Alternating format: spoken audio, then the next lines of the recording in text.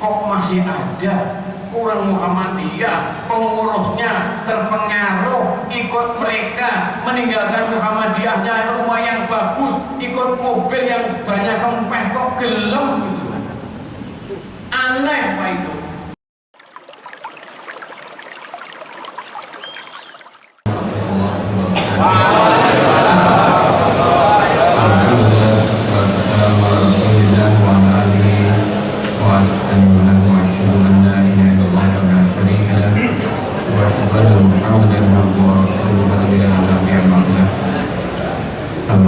Hadirin para jamaah yang dirahmati Allah, alhamdulillah selesai kita acara istirahat untuk makan malam. Sekarang kita lanjut kepada tema kita, yaitu membedah gerakan modern. Pada sesi yang keempat langsung yang ketiga itu karena sudah banyak kemiripan dengan yang tadi itu, maka sekarang kami langsung yang poin yang keempat tentang meluruskan syubhat dan kesalahan logika berpikir mengklaim salafi. Jadi saya kira itu banyak logika yang salah mereka terapkan itu. Jadi teman salafi itu mereka lebih tekstual dalam memahami satu ayat. Jadi lebih tekstual, jadi pemahamannya sangat sakot, ya, sakot banget. Tidak mampu memberikan analisa yang lebih jauh atau tajam dalam nah sendiri. Yang pertama adalah sekitar mengisolirkan pelaku bid'ah. Ya, tadi kan poinnya kan begitu yang pertama. Jadi mereka menganggap ahli bid'ah itu wajib diisolir, wajib diboikot, wajib dijauhin, bahkan wajib dimusuhin oleh mereka. Makanya sekarang kita lihat seperti apa sebenarnya, bagaimana cara kita menyikapi tentang ahli bid'ah itu sendiri. Nah, ini saya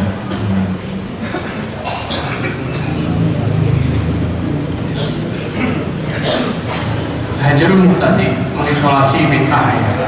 Dengan asumsi ini, maka mereka menjauhi semua kelompok selain mereka. Karena beranggapan semua kelompok selain kelompok dia adalah ahli bid'ah, kelompok sesat, bukan pengikut salaf, bukan ahlu sunnah, jauh dari ilmu. Jika terpaksa interaksi dengan mereka, dengan kelompok selain mereka itu sebatas menggunakan fasilitas masjidnya saja, mengisi kegiatan-kegiatannya, mengajak bergabung pada taklim-taklimnya, kegiatan mereka, namun mereka tetap tidak mau banyak interaksi karena asumsi di atas. Jadi kalau selama ini mereka itu mau ke Muhammadiyah karena ingin menggunakan masjid kita, ingin menggunakan aset kita, Pak, untuk ikut kita nggak mungkin, mustahil, karena mereka punya doktrin yang cukup kuat. Jadi fanatisme golongan mereka itu melebihi kaum tarekat pada musiknya, bahkan lebih orang Syiah pada imamnya. Mengisolasi ahli bid'ah itu merupakan syariat yang digunakan untuk kebaikan. Jadi memang sebenarnya diperbolehkan mengisolasi, menjauhi orang-orang yang berbuat mungkar, itu diperbolehkan dalam agama. Untuk apa? Untuk menolak satu kemaslahatan, menolak kerusakan. Ya, termasuk dalam kaidah Ahlussunnah wal Jamaah. Dalam kaidah Ahlussunnah dijelaskan digunakannya terapan untuk menginsolasi, mengisolir bid'ah itu untuk memerangi, mengecilkan mudaratnya, mengecilkan buruknya, waspada darinya. Sehingga dalam penerapan mengisolir atau memboikot, menjauhi bid'ah itu, Pak, itu ada kaidahnya yang harus kita pahami. Ini yang tidak pernah dipahami oleh teman-teman salafi. Ini supaya kita dewasa, ya. Yang pertama apa? Perlunya kita bersikap adil, memegang kaidah-kaidah interaksi dengan ahli bid'ah. Adillah kita itu, jangan jadi orang-orang yang zalim. Yang kedua, kita perlu mengetahui definisi bid'ah itu apa, kaidah dalam Islam seperti apa. Makanya dua hal yang penting kita ketahui. Yang pertama, klarifikasi bid'ah ditinjau dari sisi kesesatan dan bahayanya. Jadi bid'ah ini Pak, kita lihat dua bentuk. Bentuk yang pertama adalah kita lihat dari bentuk besar dan kecilnya. Karena bid'ah itu nggak sama. Ada bid'ah mukaffirah, bid'ah yang ketika orang mengerjakan meyakininya terjatuh dalam pengukuran. Itu seperti apa? Bid'ahnya orang Syiah, orang Ahmadiyah, macam itu kan kelompok-kelompok yang bid'ah dalam Islam. Cuma ini bid'ahnya apa? Bid'ah i'tiqadiyah, bid'ah mukaffirah, bid'ah perbuatan yang salah yang menyebabkan pelakunya kufur. Ada bid'ah yang besar, ada bid'ah yang kecil, itu nggak sama. Ada bid'ah i'tiqad, ada bid'ah yang amaliyah, ada bid'ah yang hakiki, ada bid'ah yang idhofiyah, ada bid'ah yang memang betul-betul menciptakan agama baru, ada bid'ah yang sifatnya cuma menambah. Sudah ada dan ditambah gitu aja. Ini yang pertama. Yang kedua, perlu kita ketahui, perlunya kita mengklasifikasikan bid'ah itu dari si pelakunya. Itu nggak sama pula Pak. Salafi nggak melihat itu. Pokoknya dianggap bid'ah dijauhin, diblokir, diisolir, diboikot, dijauhin, bahkan wajib membenci mereka. Jadi perlu klasifikasi kembali dari si pelakunya. Seperti apa itu? Yang pertama, ada orang pelaku bid'ah karena bodoh. Ada Pak, orang mengerjakan bid'ah itu karena nggak tahu, dari kecil sampai tua tahunya selalu semacam itu, nggak tahu yang lain, dia perlu banyak belajar. Makanya jangan salah menyalahkan orang tua kita. Tolong Pak, apapun bentuk orang tua kita itu, tolong jangan disalahkan. Ini ada suatu kasus Pak di Malang. Seorang anak patuh, ibunya itu kena kanker serviks. Dia yang merawat orang tuanya. Akhirnya anak ini ikut pengajian salafi. Begitu ikut pengajian salafi, dia melihat orang tua itu ahli bid'ah dalam kacamata mereka. Kacamata dia akhirnya apa? Dijauhin orang tuanya sampai menangis. Orang tuanya meninggal, anaknya tidak mau mengurus orang tuanya kembali. Yang kena penyakit kanker serviks Pak, pada dulu orang yang patuh sama orang tuanya. Itu gara-gara doktrin wajib menjauhi ahli bid'ah. Ini ibu, bapak yang dirahmati Allah, jangan salahkan orang tua kita Pak. Kalau orang tua kita jadi ahli bid'ah, orang tua kita bodoh karena memang kita yang menyebabkan bodoh. Karena apa? Dari kecil orang tua mencarikan nafkah, mencari kehidupan buat kita, nggak sempat belajar sampai menjadi orang yang bodoh, nggak ngerti agama. Karena kita semuanya. Jangan dicela orang tua kita doakan Pak. Ada pelaku bid'ah itu karena mau melakukan takwil. Itu semacam apa? Siapa itu kelompok Asy'ariyah. Kelompok Asy'ari Maturidiyah itu satu kelompok pemikiran Islam itu teologi yang banyak mentakwilkan sifat-sifat Allah. Makanya yadullah fawqa aydihim, tangan di atas tangan mereka. Tangan ditakwilkan dengan kekuasaan. Itu ditakwilkan Asy'ariyah itu. Kemudian ketika Allah nuzul, Allah turun dari langit, pas seperti kemarin terakhir itu ditakwilkan yang nuzul, yang turun bukan Allah tapi rahmatnya, ditakwilkan. Itu bid'ah memang nggak benar juga. Cuma kan kita itu kan nggak sama. Yang ketiga, ada ulama pelaku bid'ah yang tidak mentakwil. Ada pelaku bid'ah itu mengajak manusia pada bid'ah yang ia kerjakan. Ini wajib kita waspadai. Yang kelima ini yang penting, ada pelaku bid'ah itu yang bangga dengan perbuatan bid'ahnya, menyebarkan kekhalayan ramai kepada umat, melakukan dengan terang-terangan tanpa mau menerima nasihat untuk kembali kepada sunnah, kembali kepada yang benar. Lah yang semacam ini yang dihajar, yang dijaga dari kelompok yang nomor 5, bukan yang pertama, udah bukan. Ada orang yang bid'ahnya itu dia, ada orang yang bid'ahnya itu cuma kalau sholat kan sholih fardol, kalau dia cuma sering pakai kedudukan itu kecil gitu. Ini jangan dijauhin, ini diajak pada dirangkul pada nilai-nilai sunnahnya Rasul. Yang dihajar itu, yang dijadi diisolir itu adalah yang kelima, pelaku bid'ah yang bangga dengan perbuatan kesesatannya itu, menyebarkan di muka umum, dilakukan berkali-kali terang-terangan, nasihatnya nggak mau, bahkan berkali-kali diajak argumen, nggak mau sama bangga dengan itu, itulah dijauhin. Ini merusak. Makanya kaidah hajrul munkar itu berlaku pada orang yang semacam ini Pak. Bukan semuanya. Orang di ormas dikatakan bid'ah, dijauhin. nggak betul. Ini Salafi nggak pernah punya pandangan semacam ini, Pak. Asalkan karena mereka kita wajib dijauhi, diisolir, diboikot, nggak, kalau ketemu nggak disapa. Saya pernah ada buat para mahasiswa di Arab Saudi, Arab Saudi itu diadakan di Riyadh, dari Ummul Qura, dari Damam Al Khabar, dari Madinah, dari Riyadh, itu didatangkan semuanya Pak dalam oleh hari Jumat. Itu teman-teman yang dari Madinah Pak, ketemu dengan yang di Riyadh nggak mau jabat tangan, duduk di majelis begini Pak, jabat tangan nggak mau. Karena apa? Jalan kacamata teman di Madinah, yang di Riyadh itu sudah sururi, mahasiswa yang di Riyadh adalah sururi hizbi, katanya begitu. Karena banyak orang-orang yang lulusan Riyadh itu, mereka ketika pulang ke Indonesia banyak menjadi tokoh-tokoh partai, jadi tokoh-tokoh pergerakan Islam di Orma, itu dikatakan sururi, jabat tangan nggak mau dari Madinah. Coba, ini kan hulu namanya, berlebihan. Jadi kalau kita mentahdir bid'ah itu yang semacam ini, yang kelima, perlu kita mengetahui klasifikasikan bentuk bid'ahnya seperti apa. Yang kedua, bentuk pelakunya, siapa pelakunya bid'ah itu baru diterapkan, dikatakan hajrul muqtadi. Kemudian yang berikutnya, dalam mengaji bid'ah itu kita wajib objektif saat membicarakan orang yang beda pendapat. Ini punya kita berbuat adil, ya, objektif lah kita itu. Kita punya adab yang adil di dalam menimbang sebuah timbangan. Sebuah masalah itu timbanglah dengan timbangan yang benar, timbangan yang bijaksana. Objektif lah ketika membicarakan orang lain yang beda pendapat dengan kita. Jangan cuma diambil yang jelek toh dimunculkan, baiknya jangan, baiknya dimunculkan. Maka ketika kita membicarakan orang lain, kelompok lain, jangan taksub, fanatisme golongan, jangan, buang itu dulu taksubnya itu, buang hawa nafsunya, dengkinya, tinggalkan dengkinya, ujuk sombongnya, tinggalkan sombongnya, suka popularitas, tinggalkan dulu itu, baru kita silakan bicara orang lain. Sekarang nggak dilihat, nggak ditimbang sama sekali.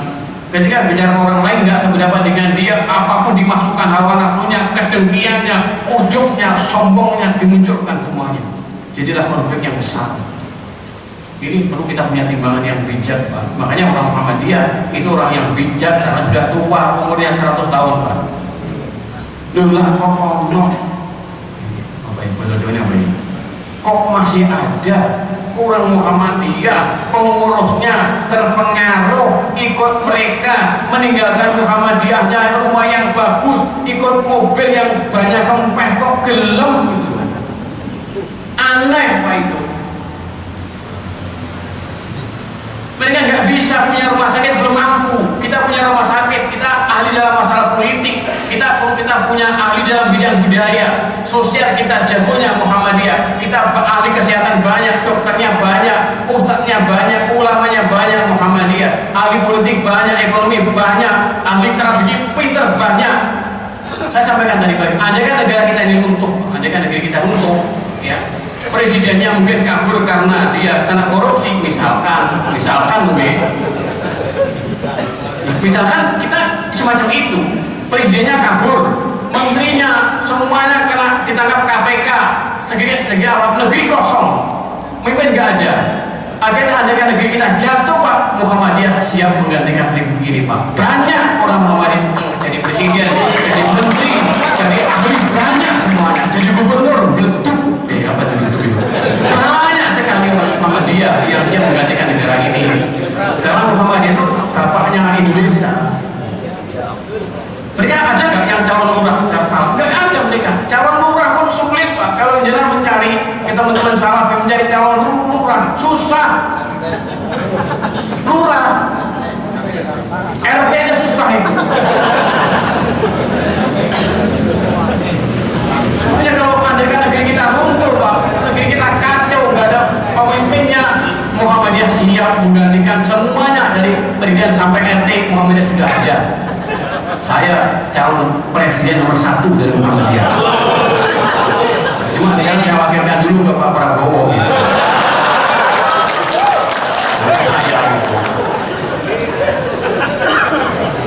Cuma aja digunakan kampanye, nggak kampanye saya nggak bisa kampanye saya itu.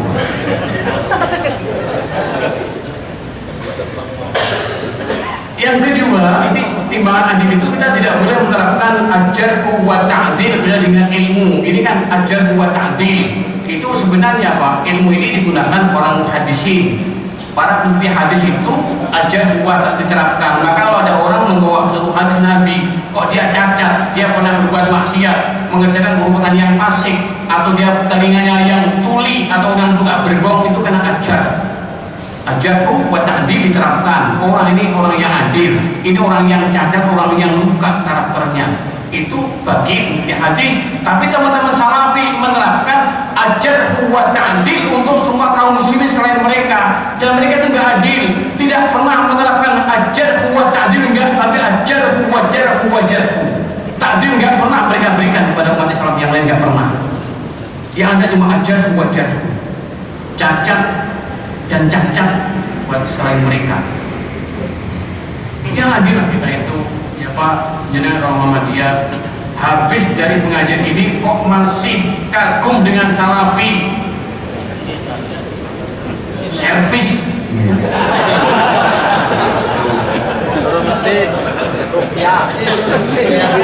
Tak rupiah.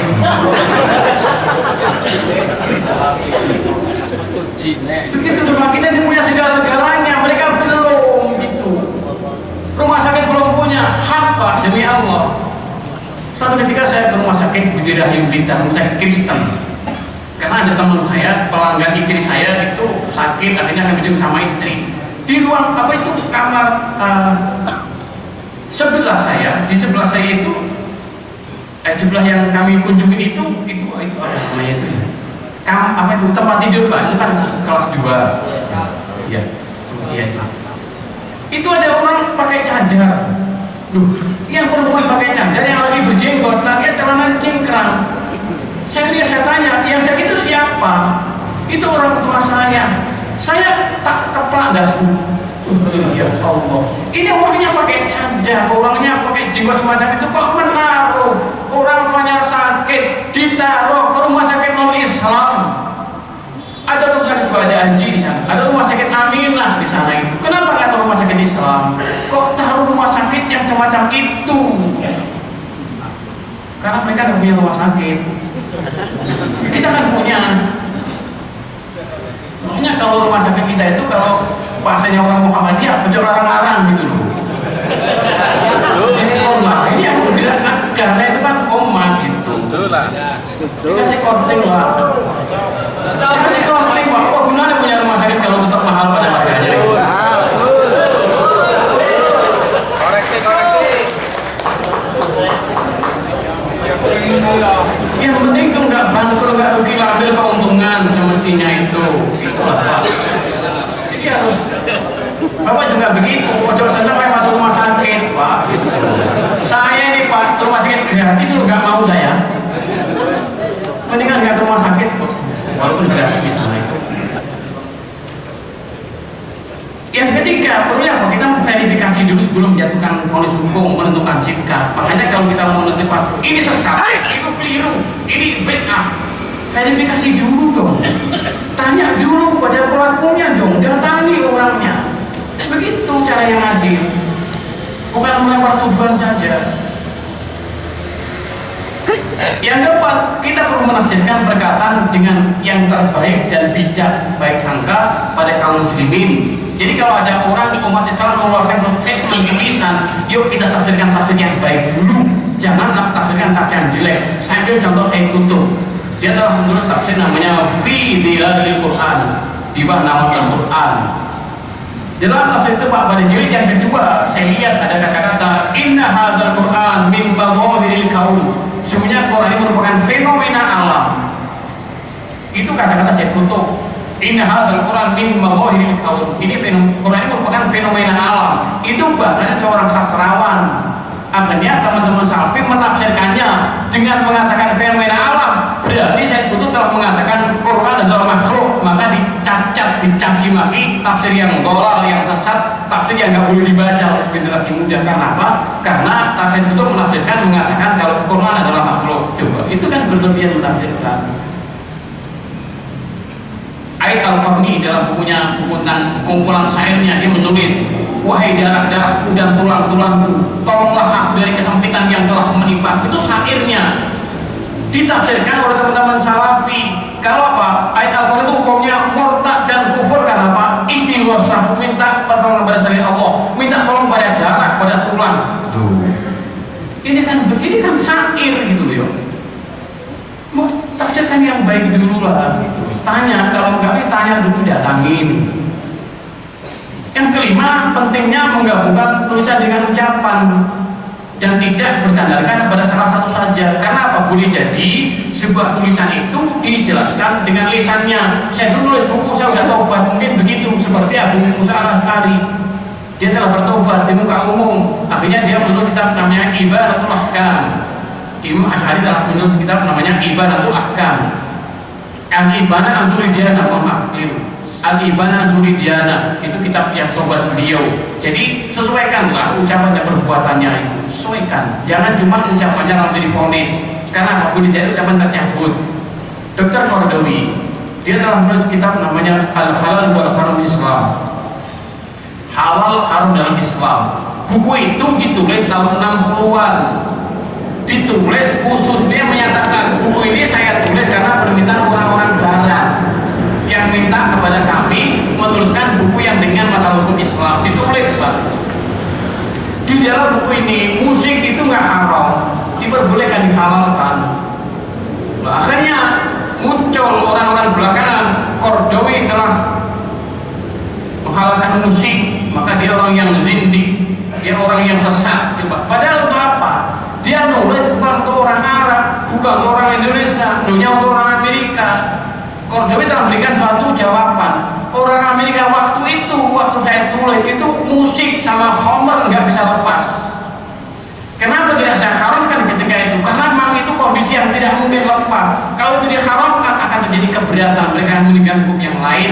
Maka dengan diterapkan satu hukum yang satu ini diperbolehkan, dia akan mau menerapkan hukum yang lain. Itu namanya masalah kamu salah. Iya dong, begitu caranya macam satu masalah yang bijak lah kita itu. Kebaikan orang muslim menghapus keburukannya, itu perlu kita ingat. Jadi kalau ada orang Islam pernah berbuat salah, kebaikannya itu dihapus, itu menghapus kesalahannya. Jangan jungkit-jungkit terus kesalahannya terus jungkit. Kebaikannya Allah telah memberikan ampun kok. Kok malah orang ini nggak pernah memberikan ampun sama sekali, terus mencaci maki, mengurangi tawur begitu. Perkataan rival dia dianggap, ya namanya lawan politik ya. Kalau lawannya kan yang bicara dengan negatif, makanya ucapan rival jangan dianggap dulu. Kesalahan individu tidak mutlak menjadi kesalahan mazhab atau jamaah, perlu kita ingat itu, Pak. Jadi kesalahan pribadi itu tidak boleh untuk kita menghantam kesalahan kelompok. Kita nggak boleh karena ada tokoh Muhammadiyah satu orang yang salah saja dikatakan Muhammadiyah sekuler. Seperti mereka itu ada beberapa tokoh Muhammadiyah yang memang agak pikirannya agak sekuler mungkin. Jadi menjadikan Muhammadiyah dihantam, maka nggak boleh semacam itu. Ada orang tokoh dia itu misalkan melakukan statement yang salah, nggak boleh kita salahkan orang aslinya, ini pribadi. Ya, kita punya sikap yang adil dalam masalah itu. Mengkritik, menjelaskan letak kesalahan sebuah pendapat dan bukan pribadinya, itu yang penting. Jadi kalau ada orang yang salah, yang dihantam kesalahannya bukan pribadinya dong.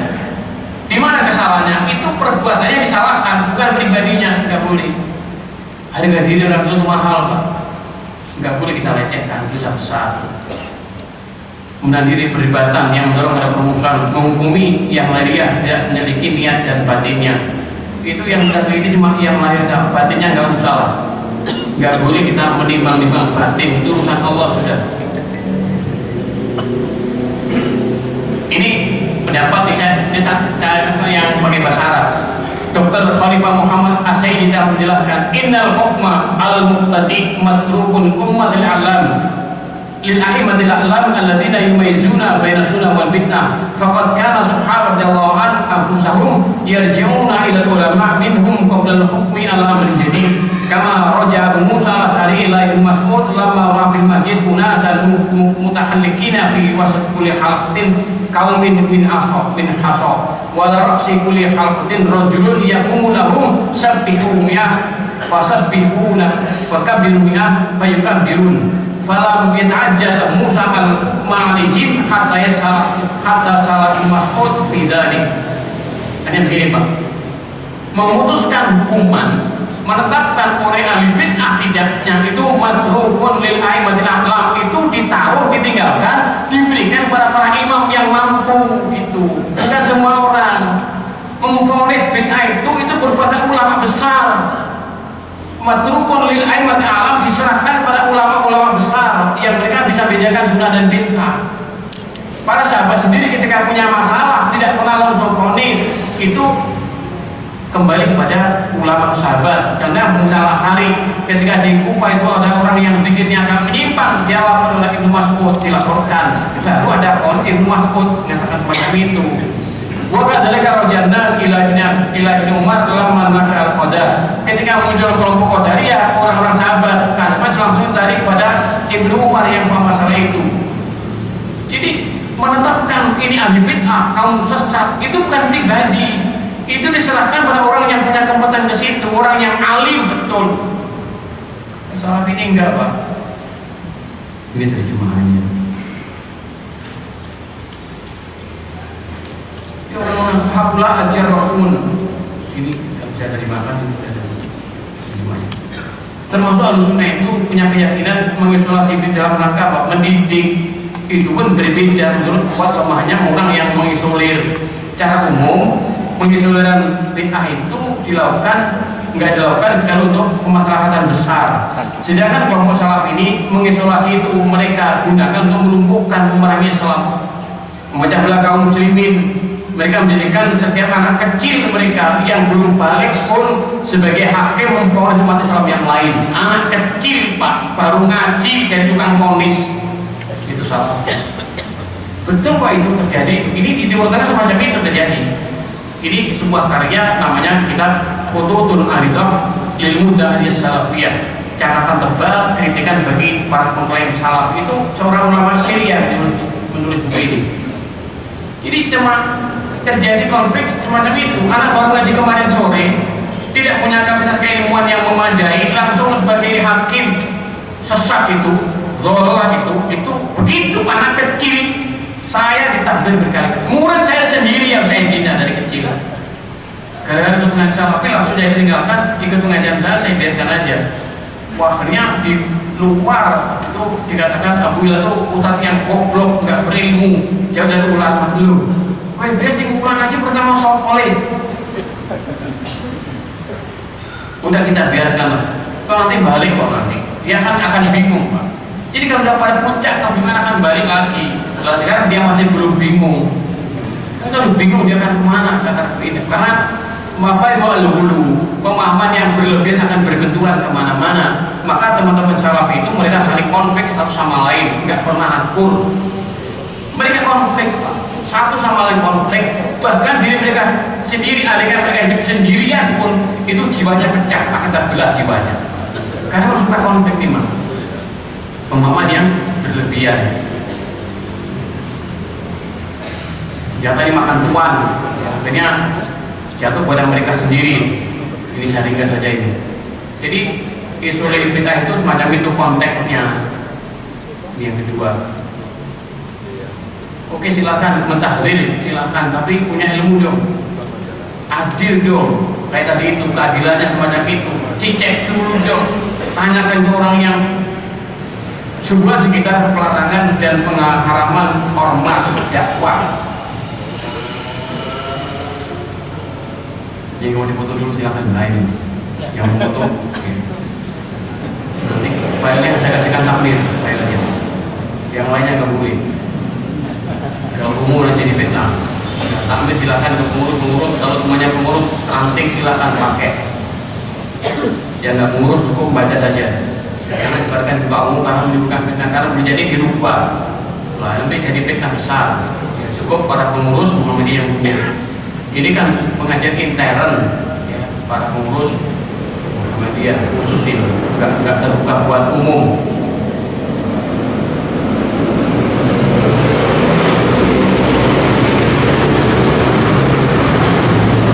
Yang kedua, mengharamkan pergerakan Islam atau ormas apa saja diharamkan sama mereka. Ada tuh hadis yang telah menjelaskan itu umatnya akan terpecah jadi 73 golongan. Ini kita ringkas semangatnya aja. 72 golongan, 72 ini akan menjadi 73. Dan neraka cuma satu yang selamat, itu kan sudah masyhur ya. Hadis Idraqul Umam sudah kita pahami semuanya. Yang kedua, ada hadis yang lain, ini artinya itu.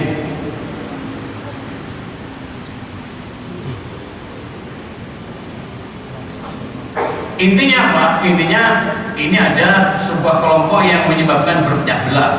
Ya, kelompok-kelompok yang besar. Ini artinya Nabi yang kita jelaskan, tapi ini semacam itu.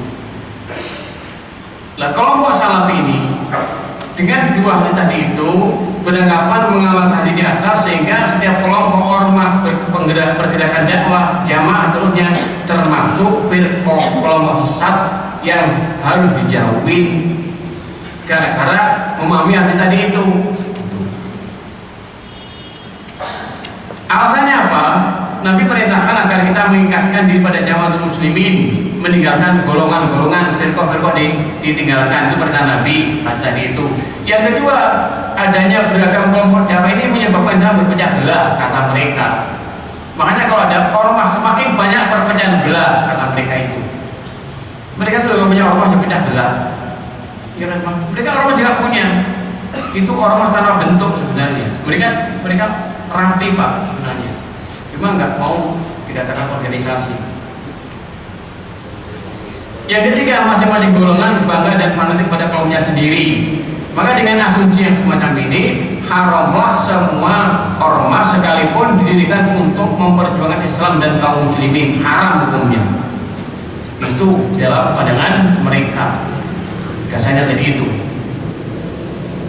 Bantahan kami, adanya jamaah dakwah tidak mesti akan pecah belah, belum tentu bid'ah, ya kan Pak?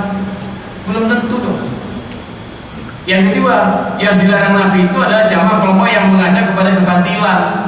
Hadis tadi menjelaskan apa? Itu ad-du'atu ila abwabi jahannam, para penyeru ke pintu neraka. Itu yang dilarang oleh Rasulullah.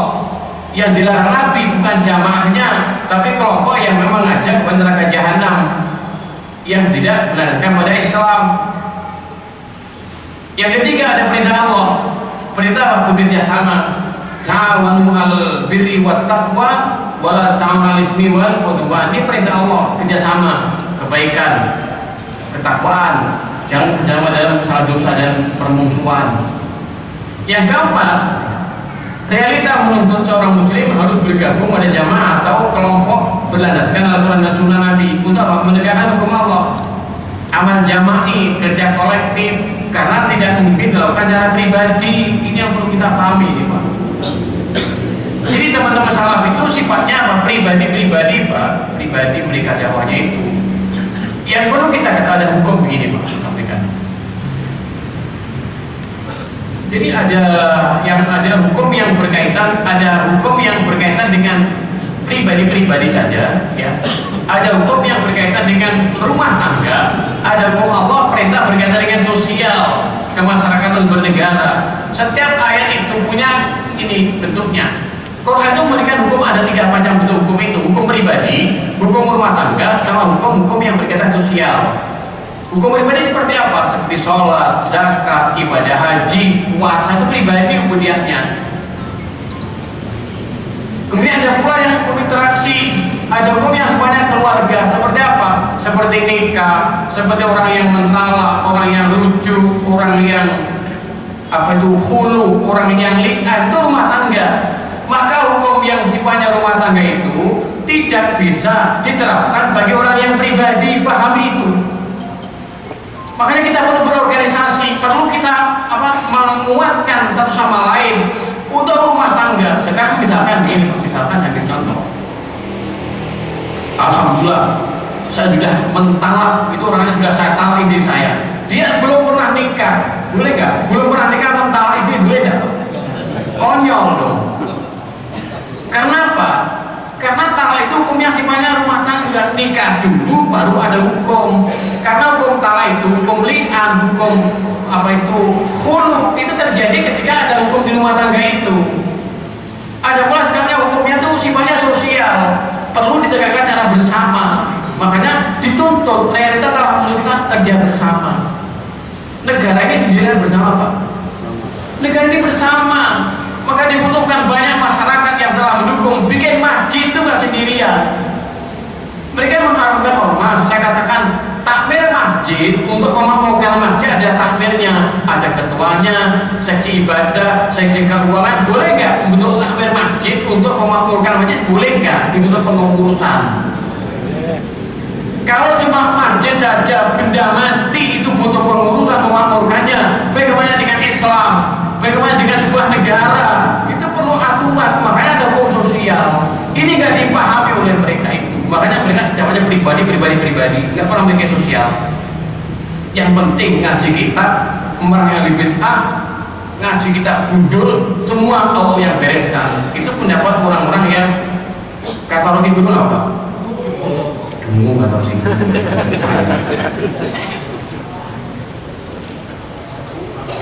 Ini sekarang ini fatwa Syekh bin Baz, ini dari kitab aslinya. Dalam kitab Majmu' Fatawa bin Baz juz ke-8 halaman 178. Saya punya bukunya dari beliau. Dia bertanya soal yang itu pertanyaan, apakah hukumnya bekerja sama, berkolaborasi, saling menguatkan dalam urusan dakwah kepada Allah SWT, pada khususnya karena sebagian orang mengatakan itu perbuatan bid'ah yang baru. Jawabnya, at-ta'awun matlubun fid da'wah ila Allah. Bekerja sama dituntut, diperintahkan dalam dakwah kepada Allah. Fi wa fi kulli khair, bahkan semua kebaikan wajib bekerja sama. Allah firmankan itu tadi, wa ta'awun 'alal birri wat taqwa. Wal asri, ini saya bebas, ini fatwanya. Apabila faida dzaba jama'atun bid-da'wa ila Allah ta'ala fa'alihim an yata'awanu fi ay baladin aw fi ay makanin 'alal birri wat taqwa. Hadza min ahsan asya. Apabila ada jamaah dakwah kepada Allah, maka dia wajib bekerja sama di negeri manapun, tempat manapun dalam kebaikan dan ketakwaan. Ini perkara-perkara yang baik. Nabi perintahkan, Nabi pernah mengutus ya, bahasa sebaiknya minal qurra ila ba'dil qabail lid'a'wa ila Allah. Nabi pernah mengutus 70 orang ke berbagai macam kabilah menyebarkan agama, mengajarkan mereka sholat. Itu ada aturannya, dikoordinir oleh Rasulullah. Yang dimaksud di sini ada ta'awun ala da'wah wa irsyadin nas min isnain al salas wa aksar liyata'awanu wa yashajji ba'dun ba'dan wa yadzakaru fima yajibu min al-ilmi wal-amal wa yatabassaru hadza fi khairun katsirun. Maka bekerja sama dalam dakwah, saling membantu, menguatkan itu suatu kebaikan yang sangat besar, kata Syekh bin Baz. Maksud saya.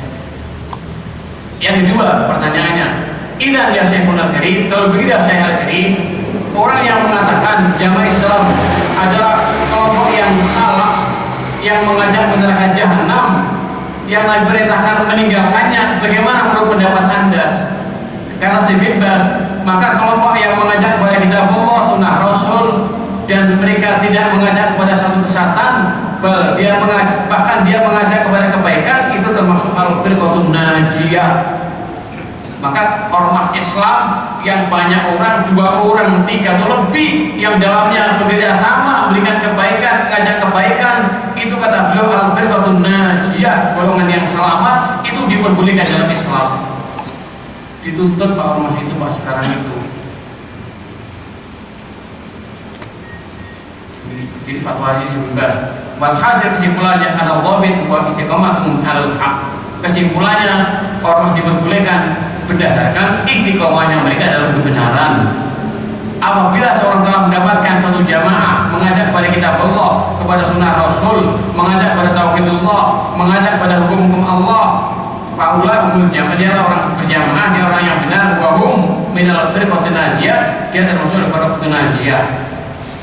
Maka ini saya kasih fala yadurru kaunu hadhil tusamma, maka tidak masalah kalau dinamakan ansarus sunnah. Hadhi tusamma ikhwanul muslimin, ini katakan IM, wa hadhi tusamma kada wa kada, ya'anuhim akidatuhum wa ilmuhum wa amaluhum fa idza istaqamu al haqq wa tauhid wal ikhlas lahu wa ittiba' Rasul sallallahu alaihi wasallam qaulan wa amalan wa aqidatan wa aslan la yadurruhum.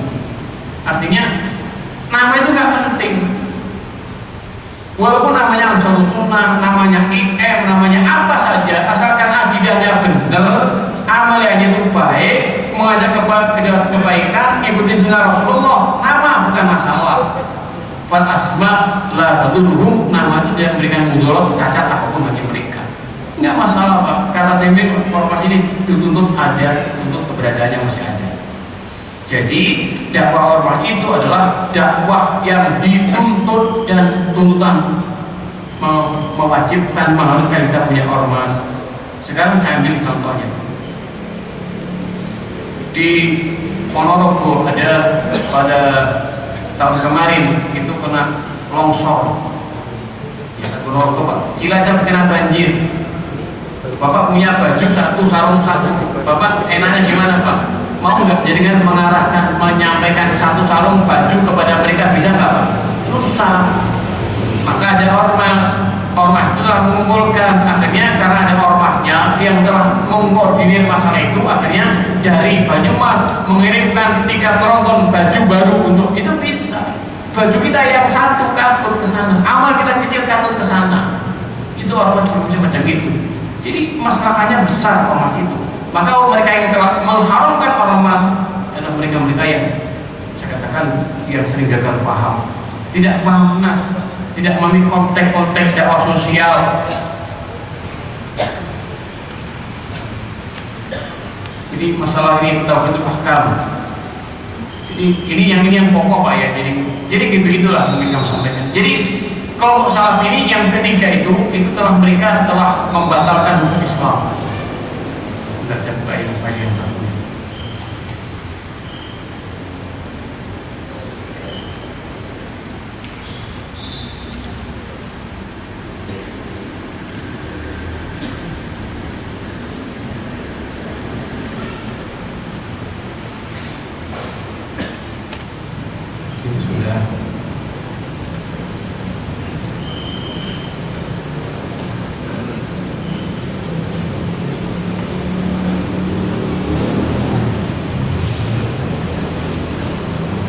Ini tauhidul hakimiyah namanya. Itu kalau dalam bahasa kita itu apa ya? Tauhid hukum. Jadi dalam Islam itu ada istilah tauhid. Ya, ulama menjadi tauhid ada 3 bagian. Karena tauhid rububiyah, tauhid uluhiyah, tauhid asma wa sifat. Imam Ibnul Qayyim bagi tauhid dalam 2 bagian, yaitu tauhidul isbat wa tauhidul al-qasd wa iradah. Ya, Ibnu Taimiyah bagi tauhid dalam 2 bagian pula. Intinya pembagian tauhid menjadi 2, 3 itu masalah-masalah istilah saja, bukan kata hukum dalam Islam. Pembagian tauhid itu baru ada setelah para sahabat lewat masa-masa belakang, akhirnya orang untuk memudahkan pemahaman tauhid dibagilah tauhid 3 bagian. Pada dasarnya pembagiannya itu tidak ada landasan yang mewajibkan, nggak ada. Itu cuma ijtihad saja untuk memudahkan meminta semacam itu. Salah satu adalah tauhidul hukmi, dikatakan tauhidul hakimiyah. Jadi orang-orang salaf ini Pak, mereka tidak mau menerima itu. Kenapa? Karena memang dakwah mereka itu sebenarnya inti dakwah salaf itu adalah ta'til, itu melumpuhkan jihad, melumpuhkan amar nahi mungkar, melumpuhkan dakwah, melumpuhkan orang untuk berhukum pada hukum Allah. Makanya mereka tidak berhukum Allah. Karena apa? Mereka punya sifat, mereka punya keyakinan murji'ah. Bisa lihat keyakinannya yang terakhir itu. Karena waktu saya ringkas. Kita definisi iman. Jadi iman itu menurut Ahlussunnah wal Jamaah yang benar itu adalah qaulun wa amalun, ucapan dan perbuatan. Iman itu mencakup ucapan dan perbuatan, ucapan hati, ucapan lisan, dan perbuatan anggota tubuhnya. Ini sepakat semuanya, ulama sepakat semuanya. Oleh karena itu amal perbuatan itu termasuk dari syarat sahnya iman. Ini perbuatan. Orang-orang salafi Pak, mereka punya keyakinan amal perbuatan itu bukan syarat sahnya iman, tapi syarat sempurna iman. Maka orang itu asalkan dia sudah mengikrarkan imannya, hatinya membenarkannya, itu dia orang beriman, sekalipun amal perbuatannya itu tidak mengamalkan sama sekali. Murji'ah. Lihatlah fatwa-fatwa ulama dijelaskan oleh mereka. Ini kata Syekh Albani. Syekh Albani mengatakan, waqala Syekh Albani, as-salaf farraqu bainal iman wa bainal amal. Fajarul amal syartul kamal wa lam yaj'aluhu syartul sihhah khilafan lil khawarij summa dzakar ba'da dzalika anal iman la yalzimul amal. Kata Syekh Albani, ini pendapat Syekh Albani yang keliru. Kita nggak menafikan kebaikan mereka dalam hadis, Pak. Cuma masalah iman yaitu Murji'ah. Kata Albani, para ulama salaf telah memisahkan antara iman dengan amal. Maka menjadikan amal itu syarat sempurna iman dan tidak menjadikan syarat hanya iman. Beda dengan khawarij, kata dia. Itu kata mereka, amal itu bukan syarat hanya iman. Makanya orang ini, Pak, walaupun mereka tidak berhukum hukum Allah, menggunakan hukum setan sekalipun yang telah menentang undang-undang Allah, hukum Allah ditentang karena undang setan yang mereka gunakan, selama hatinya itu masih meyakini hukum Allah benar, imannya sempurna, mereka orang mukmin. Sekalipun mereka menyembah berhala, sholatnya menghadap timur, selama masih punya keyakinan sholat itu wajibnya menghadap kiblat, itu masih iman. Karena apa? Karena amal perbuatan itu tidak masuk syaratnya iman. Ini Murji'ah bukan, bahaya ini, Pak. Karena Murji'ah ini menyebabkan meledaknya berbagai macam kejahatan. Mereka punya timbangan penguasa semacam itu. Kepada penguasa itu semacam timbangannya. Maka penguasa apapun yang memimpin dia, walaupun nggak menggunakan hukum Allah, walaupun mencaci maki, walaupun menghukum Allah, asalkan dia itu masih Islam, masih menampakkan iman di hatinya, itu mukmin yang wajib ditaati. Ini Murji'ah, ini kesalahan mereka dalam satu pemikiran. Wah, ini dampaknya besar, ini dampaknya sangat besar. Itu timbangan mereka semacam itu, Pak. Ini pokok-pokok yang disampaikan. Sehingga apa? Hukum Allah nggak perlu diterapkan. Orang itu nggak perlu melakukan hukum Allah, nggak masalah. Tentang jihad di belakang. Mereka melumpuhkan jihad, fatwa mereka melumpuhkan jihad. Jadi saya ingin berbahasa Arab. Yang sekarang kami sampaikan tadi pagi itu, al-jihad fi hadzal zaman itu amrun la yudau bihi. Jihad pada zaman ini merupakan perkara yang di luar batas kemampuan. Fatarkuhu fala ismalahu, maka meninggalkan jihad bukan perbuatan dosa. Itu kata mereka sekarang. Jihad itu adalah perkara perintah yang di luar batas kemampuan manusia, kemampuan kita sekarang ini, Pak. Di zaman sekarang itu jihad di luar kemampuan kita, maka meninggalkannya enggak dosa. Maka dia punya statement fatwa dulu. Orang Palestina kalau ingin kuat, ingin menang sama Israel, hijrah dulu, tinggalkan Palestina dulu, susun kekuatan. Kalau udah punya kekuatan yang sama, senjata yang kuat ke Israel, baru pulang melawan Israel. Begitu fatwanya. Ya Allah, itu takdir, melemahkan betul. Makanya mereka sangat mencaci maki orang-orang yang mengatakan jihad itu caci maki semuanya. Kenapa? Kata dia tidak boleh jihad kecuali dipimpin oleh imamnya langsung, nggak boleh jihad kalau ada imam. Kalau misalkan Pak, di Malaysia atau di Kalimantan misalkan kita diserang orang komunis menyerang Kalimantan, orang Jawa sini nggak boleh berangkat. Kalau nggak sampai izinnya nggak boleh berangkat. Wajib sama imamnya dulu, ada izin dari imam baru diperbolehkan. Ini salah konteks, pemahamannya keliru. Kalau itu nggak nanti kan Afghanistan yang diserang Rusia, diserang oleh Amerika, Irak dijatuhkan oleh Barat, di Kosovo, di Albania, di Chechnya, itu kalau nggak berangkat para gerilyawan akan habis negeri Islam. Orang Salafi mencaci maki mereka, nggak boleh berangkat, nggak boleh, karena belum ada imam, belum ada khalifah. Lah pendapat semacam ini pendapatnya orang Syiah. Orang Syiah itu berpendapat tidak boleh berperang sampai ada imam. Cuma Khomeini mengkhianati keyakinan itu, karena imamnya nggak datang-datang. Khomeini memobilisasi massa, ngajak bikin revolusi tahun 79 itu. Jadilah Khomeini penguasa Iran waktu itu.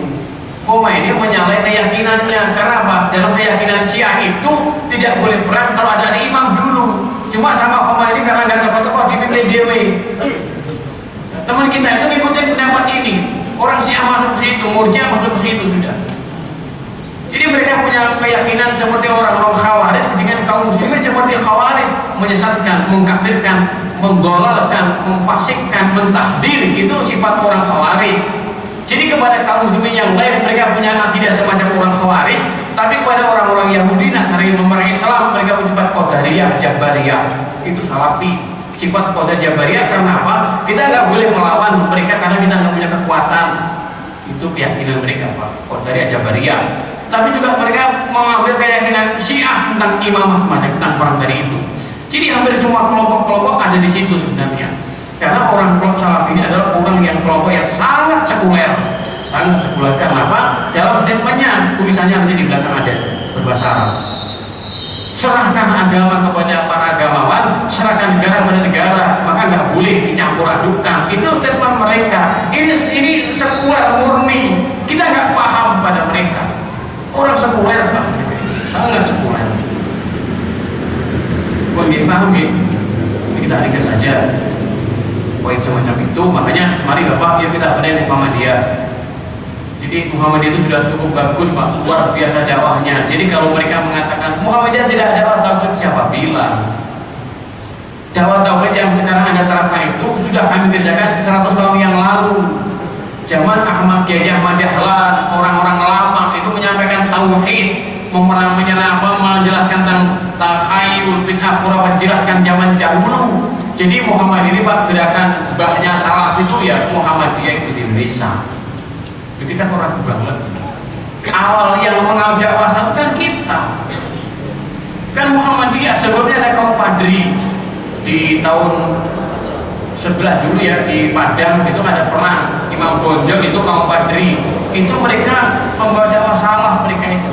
Akhirnya Bapak muncul kemudian, yaitu pada masa Kiai Ahmad Dahlan dirikan Muhammadiyah, Ahmad Syurkati, Al-Irsyad, kemudian Hasan dirikan Persis, Kiai Haji Hasyim Asy'ari dirikan Ilmunya. Itu semuanya adalah pengikut mandat salaf.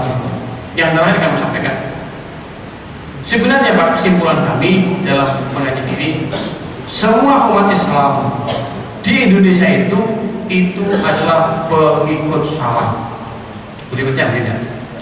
Sampaikan sekali lagi, semua umat Indonesia adalah pengikut salaf semuanya. Bagaimana kita buktikan? Kita lihat tentang baca Quran. Baca Quran yang dulu pakai metode Baghdadi, anakum ainakum inakum innakum, itu Pak, dulu itu dari mana? Dari salaf atau dari khalaf? Itu dari salaf. Ilmu tafsir yang datang kepada kita, ada kitab Al-Burhan fi Ulumil Quran, ada Al-Itqan fi Ulumil Quran, ada banyak kitab-kitab itu tentang ulumul Quran. Itu dari ulama salaf dulu. Kita cuma mau baca masalah fikih dari mana? Dari salafus saleh dulu. Masalah usuluddin dari mana? Dari ulama salaf saleh dulu, semua dari salaf. Kita serap. Sehingga saya katakan semua umat Islam Indonesia adalah pengikut salaf. Di mana bedanya? Bedanya cuma pada penyerapan dan aplikasinya saja. Ada orang yang nyerapnya banyak, aplikasinya banyak, akhlaknya baik, itu yang kita harapkan. Ada orang yang nyerapnya itu nggak banyak, aplikasinya nggak banyak, itu juga ada. Ada orang yang nyerap ilmu sedikit tentang salaf, mengklaim salaf sendiri, amal perbuatannya, perilakunya nggak baik, itu juga banyak semacam itu. Maka sebenarnya semua umat Islam Indonesia adalah pengikut salaf. Di mana bedanya? Bedanya cuma masalah penyerapan dan aplikasi dalam kehidupan, itu bedanya. Saya kira itu kami sampaikan. Kami suka dialog. Kalau masih ada waktu, mumpung kami di sini, Pak, manfaatkan. Saya siap jam luruh pun nggak apa-apa ya. Saya kira begitu. Mohon maaf. Assalamualaikum warahmatullahi wabarakatuh.